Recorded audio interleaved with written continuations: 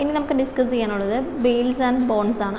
അപ്പോൾ അതിൽ സെക്ഷൻ 440 തൊട്ട് നമ്മൾ 450 വരെയാണ് നമ്മൾ ബെയിൽസ് ആൻഡ് ബോൺസിനെ കുറിച്ചിട്ട് ഡിസ്കസ് ചെയ്യുന്നത്. അപ്പോൾ ബെയിൽ എന്ന് വെച്ചാൽ എന്താണ്? ബെയിൽ എന്ന് വെച്ച് കഴിഞ്ഞാൽ ജാമ്യമാണ്. ബോണ്ട് എന്ന് വെച്ച് കഴിഞ്ഞാൽ ഈ ജാമ്യം കിട്ടാൻ വേണ്ടിയിട്ട് നമ്മൾ ഒരു തുക അടയ്ക്കണം, അല്ലെങ്കിൽ ഒരു ബോണ്ട് കൊടുക്കണം, ഒരു ഷുവർട്ടി. അതിനെയാണ് അത് രണ്ടും കൂടിയാണ് നമ്മൾ ബെയിൽസ് ആൻഡ് ബോൺസ് എന്ന് പറയുന്നത്. Section 440 to 445 deals with the nature of bond to be executed by the accused with or without surety. അതായത് ചില കേസുകളിൽ നമുക്ക് സ്വജാമ്യത്തിലോ അല്ലെങ്കിൽ ഒരു ആൾ ജാമ്യത്തിൻ്റെ പുറത്തോ അല്ലെങ്കിൽ ഒരു പിഴ അടച്ചുകൊണ്ടോ നമുക്ക് തൽക്കാലം നമ്മുടെ കോർട്ടിൽ നിന്നോ ഒക്കെ നമ്മളെ വിട്ടു കൊടുക്കും. അതായത് ജയിലിൽ നിന്ന് നമുക്ക് മോചിതനാവാം. പക്ഷേ കോൺസിക്വൻ്റായിട്ട് വരുന്ന കോർട്ട് അപ്പിയറിങ്സിൽ നമ്മൾ ഹാജരാവണം. അപ്പോൾ അത് ഉറപ്പാക്കാൻ വേണ്ടിയിട്ടാണ് ശരിക്കും ഇങ്ങനെ ഒരു ജാമ്യ വ്യവസ്ഥ ഉള്ളത്. കാരണം നമ്മുടെ ജാമ്യം വേറൊരാളാണ് ഏറ്റെടുക്കുന്നത്. അപ്പോൾ അയാളുടെ ഉത്തരവാദിത്തമാണ് നമ്മൾ കറക്റ്റായിട്ട് ആ സമയത്ത് അവിടെ ഹാജരാവണം എന്നുള്ളത്. Section 441 deals with bond of accused and sureties. അതായത് ഈ സെക്ഷനിൽ ഈ ഷുവർട്ടീസിൻ്റെ കാര്യവും അക്യൂസ്ഡിൻ്റെ കാര്യമാണ് പറയുന്നത്. അക്യൂസ്ഡ് എന്ന് പറഞ്ഞാൽ ആ വ്യക്തിയായിരിക്കും ആ കേസിൽ അക്യൂസ്ഡ് ആയിട്ടുള്ള ആൾ, കൺവിക്റ്റഡ് ആയിട്ടുള്ള ആൾ. അത് ആ ആൾക്ക് ഷുവർട്ടി കൊടുക്കാൻ വേണ്ടിയിട്ട് ഇപ്പോൾ ചെയ്ത കുറ്റം അനുസരിച്ച് ജാമ്യത്തുകയിൽ വ്യത്യാസം വരും. ചിലത് 15,000 രൂപയായിരിക്കും, ചിലത് 50,000 ആയിരിക്കും, ചിലത് 1,00,000 ആയിരിക്കും. അപ്പോൾ ആ ജാമ്യത്തുകയ്ക്ക് ചേരുന്ന ആളെയാണ് നമ്മൾ ഷുവർട്ടി ആയിട്ട് കൊണ്ടുവരേണ്ടത്, അല്ലെങ്കിൽ ജാമ്യക്കാരനായിട്ട് കൊണ്ടുവരേണ്ടത്. അതായത് ജോലിയുള്ള ഒരാളായിരിക്കണം, അയാൾ അത്രയും ഏൺ ചെയ്യുന്നുണ്ടാവണം. ഇപ്പോൾ 1 lakhൻ്റെ ഷുവർട്ടിയാണ് കൊടുക്കേണ്ടതെങ്കിൽ ഒന്നെങ്കിൽ 1 lakh rupees ഏൺ ചെയ്യുന്ന ഒരാളെ നമുക്ക് ഷുവർട്ടി ആയിട്ട് കൊണ്ടു നിർത്താം, അല്ലെങ്കിൽ 50,000 വെച്ചിട്ടുള്ള 2 പേരെ കൊണ്ടു നിർത്താം. അതായത് ആ ജാമ്യത്തുകയ്ക്ക് ചേരുന്ന ആൾക്കാരെ വേണം ജാമ്യത്തിന് കൊണ്ടു നിർത്താൻ വേണ്ടിയിട്ട്. ഈ സെക്ഷനിൽ പേഴ്സണൽ ബോണ്ട്, അതായത് നമുക്ക് സ്വയം ജാമ്യം കിട്ടും. സ്വന്തം ഇതിൽ അല്ല, ചില കേസിൽ സ്വജാമ്യം കിട്ടില്ല. അപ്പോൾ എന്ത് പറ്റും? നമുക്ക് 1 or more ഷുവർട്ടീസിനെ നമ്മൾ പ്രൊഡ്യൂസ് ചെയ്യണം. അപ്പോൾ ഈ ഷുവർട്ടീസിനെ പ്രൊഡ്യൂസ് ചെയ്യുമ്പം അതിന് കുറച്ച് കണ്ടീഷൻസ് ഉണ്ട്. അതായത് ഈ ജാമ്യം നിൽക്കുന്ന ആളെ, അല്ലെങ്കിൽ ഈ ഷുവർട്ടി എന്ന് പറയുന്ന ആളെ പോലീസ് വെരിഫൈ ചെയ്യും. അയാളുടെ ID കാർഡും ഇതെല്ലാം നമ്മൾ കോർട്ടിൽ സബ്മിറ്റ് ചെയ്യണം. ജോബ് ഉണ്ടാവണം. അപ്പോൾ പോലീസ് വെരിഫൈ ചെയ്തിട്ട് ഇവരും ഇയാളും ഈ അക്യൂസ്ഡും ആയിട്ടുള്ള റിലേഷൻ നോക്കും. അതായത് വെറുതെ വഴിയിൽ പോകുന്ന ഒരാൾക്ക്, ഇയാളെക്കുറിച്ച് അറിയാത്ത ഒരാൾക്ക് പോയി ജാമ്യം നിൽക്കാൻ പറ്റില്ല. എന്നിട്ട് ആ എമൗണ്ടിന് ചേരുന്ന ആളാണോ എന്ന് നോക്കും. ചിലപ്പം ഒരാളായിരിക്കും, ചിലപ്പോൾ 2 പേരായിരിക്കും ഷുവർട്ടീസായിട്ട് നിൽക്കുക. അപ്പോൾ ഇവർക്ക് ഈ അക്യൂസ്ഡായിട്ട് എത്ര നാൾ പരിചയമുണ്ട്, ഇതൊക്കെ പോലീസ് വെരിഫൈ ചെയ്ത് കുറേ പ്രൊസീജിയേഴ്സിന് ശേഷം മാത്രമാണ് ആ ഷുവർട്ടിയെ അംഗീകരിക്കുകയുള്ളൂ.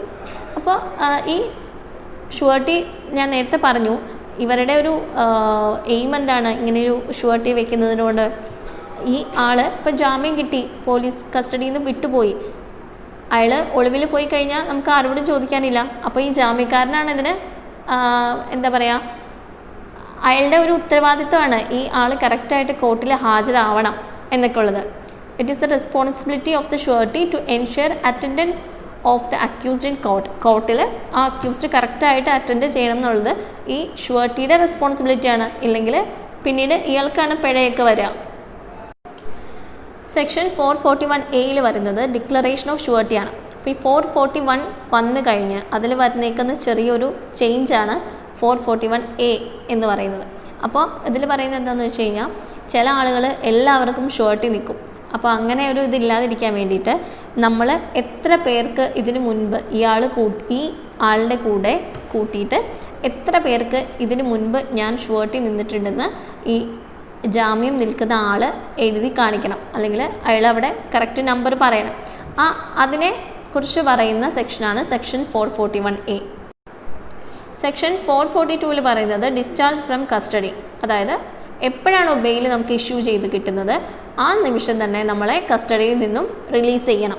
അപ്പോൾ അയാൾ ആ സമയത്ത് കോർട്ടിലാണെന്ന് വയ്ക്കൂ. അപ്പോൾ എന്ത് ചെയ്യണം? ഈ ഇഷ്യൂ ചെയ്ത ബെയിൽ ആ ഓർഡർ കോർട്ടിലെ ആ ജയിലിൻ്റെ ഓഫീസ് ഇൻചാർജിന് കിട്ടും. ആ ഓഫീസർ അപ്പോൾ തന്നെ ഇത് റിസീവ് ചെയ്തിട്ട് അയാളെ റിലീസ് ചെയ്യാണ് ചെയ്യേണ്ടത്. സെക്ഷൻ 443 പറയുന്നത് power to order insufficient bail when that first taken is insufficient. ഇപ്പോൾ ഒരു അക്യൂസ്ഡ് ആയിട്ടുള്ള ഒരാൾ കോർട്ടിലായിരുന്നു, ഐ മീൻ ജയിലിലായിരുന്നു. അപ്പോൾ അതിന് വേണ്ടിയിട്ട് അല്ലെങ്കിൽ ഒരു കേസിൽ പെട്ടു. അപ്പോൾ ബെയിൽ എടുക്കാൻ വേണ്ടിയിട്ട് ആദ്യം ഒരു ഷുവർട്ടിയെ ഹാജരാക്കി. അതിൻ്റെ പേരിൽ അയാൾക്ക് ബെയിൽ കൊടുത്തു. പിന്നീട് ഇതിൽ റീചെക്ക് ചെയ്തപ്പോൾ അല്ലെങ്കിൽ വേറെ ഏതെങ്കിലും ആൾക്കാർ പറഞ്ഞിട്ട് കോടതി ഒന്നുകൂടി ഇത് പരിഗണിച്ചപ്പോൾ തോന്നി ആ ബെയിൽ അതത്ര സഫിഷ്യൻ്റ് അല്ല, അല്ലെങ്കിൽ അതിലെന്തോ ഒരു ഫ്രോഡ് തരമുണ്ട്, എന്തോ ഒരു മിസ്റ്റേക്ക് ഉണ്ട് എന്ന് മനസ്സിലാക്കി കഴിയുമ്പം എന്ത് ചെയ്യും? According to this section court പറയും ഈ ബെയിൽ ഇൻസഫിഷ്യൻ്റ് ആണ്, ഒന്നെങ്കിൽ കറക്റ്റായിട്ടുള്ള സഫിഷ്യൻ്റ് ആയിട്ടുള്ള ഷുവർട്ടിയെ കൊണ്ടുവരിക, അല്ലെങ്കിൽ നിങ്ങൾ വീണ്ടും ജയിലിൽ പോവുക. ഡിസ്ചാർജ് ഓഫ് ഷുവർട്ടി സെക്ഷൻ 444 വരുന്നതാണ് ഡിസ്ചാർജ് ഓഫ് ഷുവർട്ടി. അതായത് ഇപ്പോൾ 2 പേര് ഫ്രണ്ട്സ് ആയിരുന്നു. അപ്പോൾ ഒരാൾക്കൊരു പ്രശ്നം വന്നപ്പോൾ മറ്റൊരാൾ ജാമ്യം നിന്ന് കഴിഞ്ഞ് കുറച്ച് കഴിഞ്ഞപ്പോൾ ഇവർ തമ്മിൽ ആ ഒരു റിലേഷൻ അത്ര മോശമായ ഒരു റിലേഷനായി. അതായത് അവർ തമ്മിൽ വഴക്കിട്ട് പിരിഞ്ഞു. അപ്പോൾ എന്ത് പറ്റും? എ എന്ന് പറയുന്ന വ്യക്തി ബിക്ക് ഓഫർ ചെയ്തിരുന്ന ബെയിൽ അല്ലെങ്കിൽ ആ ഒരു ഷുവർട്ടി പിൻവലിക്കും. അപ്പോൾ ഇത് കോർട്ടിനെ അറിയിച്ചു കഴിഞ്ഞാൽ കോർട്ട് എന്ത് ചെയ്യും? ഓക്കെ, കോർട്ട് അത് കൺസിഡർ ചെയ്യും.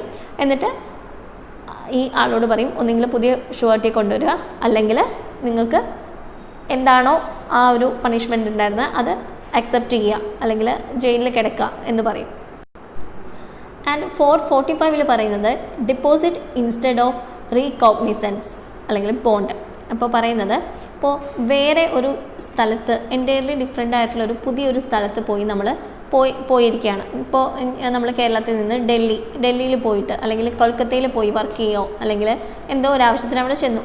അവിടെ വെച്ചാണ് നമുക്ക് ഇതുപോലെ ഒരു കേസിലകപ്പെട്ട് നമ്മൾ അവിടുത്തെ കോർട്ടിൽ നിൽക്കുകയാണ്, അല്ലെങ്കിൽ അവിടുത്തെ കോർട്ടിലാണ് കേസ് നടക്കുന്നത്. അപ്പോൾ നമുക്ക് അവിടെ പരിചയമുള്ള ആരുമില്ല നമുക്ക് ഷുവർട്ടി നിൽക്കാൻ വേണ്ടിയിട്ട്. ആ ഏരിയയിലുള്ള അല്ലെങ്കിൽ ആ നാട്ടിലുള്ള ആരെയും നമുക്ക് പരിചയമില്ല. അപ്പോൾ എന്ത് ചെയ്യും? അപ്പോൾ നമ്മൾ കോടതി ഇങ്ങനെ അറിയിച്ച് കഴിയുമ്പം എത്രയാണോ ബെയിൽ എമൗണ്ട് അല്ലെങ്കിൽ എത്ര വാല്യൂ ഉള്ള ബെയിലാണ് വേണ്ടതെന്ന് വെച്ചാൽ ആ ആളിന് സമമായിട്ടുള്ള അത്രയും പൈസ ഡെപ്പോസിറ്റ് ചെയ്താൽ, ആ ഒരു എമൗണ്ട് ഡെപ്പോസിറ്റ് ചെയ്താൽ നമുക്ക് ബെയിൽ വാങ്ങാൻ പറ്റും. 446 പറയുന്നത് procedure when bond has been forfeited.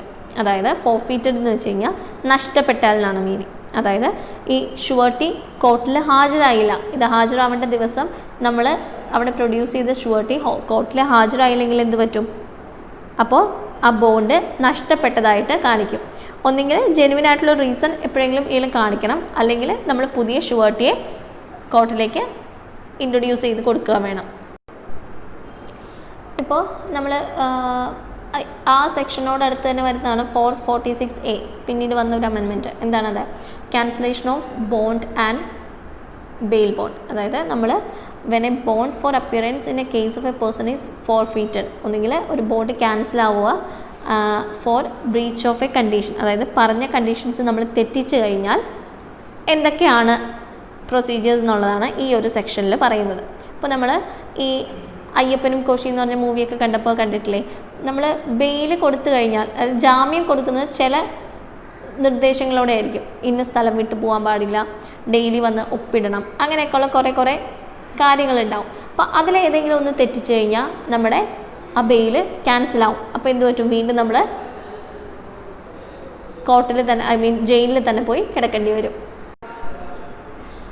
And 447 പറയുന്നത് procedure in case of insolvency or death of surety or when A bond is forfeited. അതായത് നമ്മുടെ ഷുവർട്ടി നിന്ന ആൾ മരിച്ചുപോയി, ഡെത്ത് സംഭവിച്ചു. ഇഫ് ഹീസ് ഡൈസ് എന്ത് പറ്റും? നമ്മുടെ ആ ബോണ്ട് അല്ലെങ്കിൽ ബെയിൽ അവിടെ ക്യാൻസൽ ആവുകയാണ്. നമ്മൾ ഉടനെ തന്നെ ഫ്രഷ് ആയിട്ടുള്ള മറ്റൊരു സെക്യൂരിറ്റിയെ കോർട്ടിന് അല്ലെങ്കിൽ മജിസ്ട്രേറ്റിന് മുന്നിൽ ഹാജരാക്കണം. ഇനി ബോണ്ട് കിട്ടേണ്ടത് ഒരു മൈനറിനാണെങ്കിൽ സെക്ഷൻ 448 അങ്ങനെ ബോണ്ട് റിക്വയർഡ് ഫോർ മൈനറിനെ കുറിച്ച് പറയുന്നത്. അപ്പോൾ മൈനറായിട്ടുള്ള ഒരാളാണ്, 18 വയസ്സിൽ താഴെയുള്ള ഒരു വ്യക്തിക്കാണ്, അതായത് ജുവനൈൽ ഹോമിലേക്കൊക്കെ പോകേണ്ട പോലത്തെ ആ കാറ്റഗറിയിൽ വരുന്ന ആളാണ് ഇവിടെ അക്യൂസ്ഡ് എങ്കിൽ അയാൾക്ക് ഷുവർട്ടി അല്ലെങ്കിൽ ഷുവർട്ടീസ് നിർബന്ധമാണ്. പേഴ്സണൽ ബോണ്ടിൽ ഒരിക്കലും ജാമ്യം കൊടുക്കില്ല, കാരണം മൈനറാണല്ലോ. അപ്പോൾ എന്തായാലും വേറൊരാളുടെ കെയർ ഓഫിൽ മാത്രമാണ് അയാൾക്ക് ജാമ്യം കിട്ടുള്ളൂ.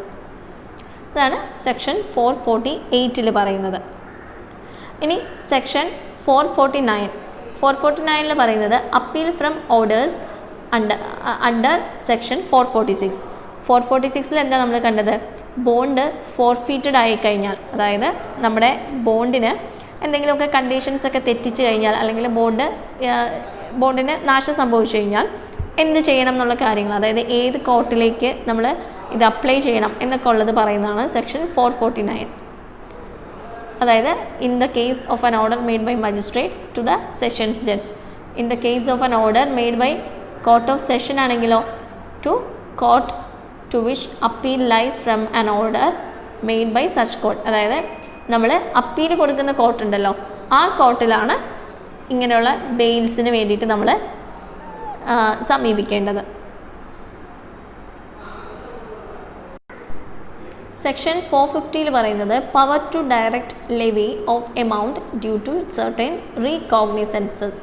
അതായത് ലെവി എന്ന് വെച്ച് കഴിഞ്ഞാൽ എന്താ? പിഴ ചുമത്തുക. ചില പ്രത്യേക കാരണങ്ങളാൽ നമുക്ക് ബെയിൽ കൊടുത്താലും ചില പിഴ ചുമത്തേണ്ടി വരും. അപ്പോൾ അതിനെക്കുറിച്ചൊക്കെ സംസാരിക്കുന്ന, അല്ലെങ്കിൽ അതിനെക്കുറിച്ചൊക്കെ വിശദീകരിക്കുന്ന സെക്ഷനാണ് സെക്ഷൻ 450 എന്ന് പറയുന്നത്.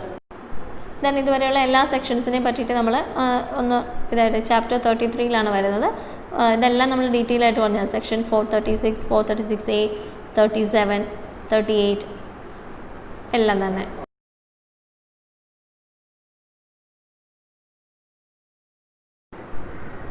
സോ ഇത്രയുമാണ് നമുക്ക് ബെയിൽസ് ആൻഡ് ബോണ്ട് എന്ന് പറയുന്ന ഈ ഒരു പോർഷനിൽ പഠിക്കേണ്ട കാര്യങ്ങൾ.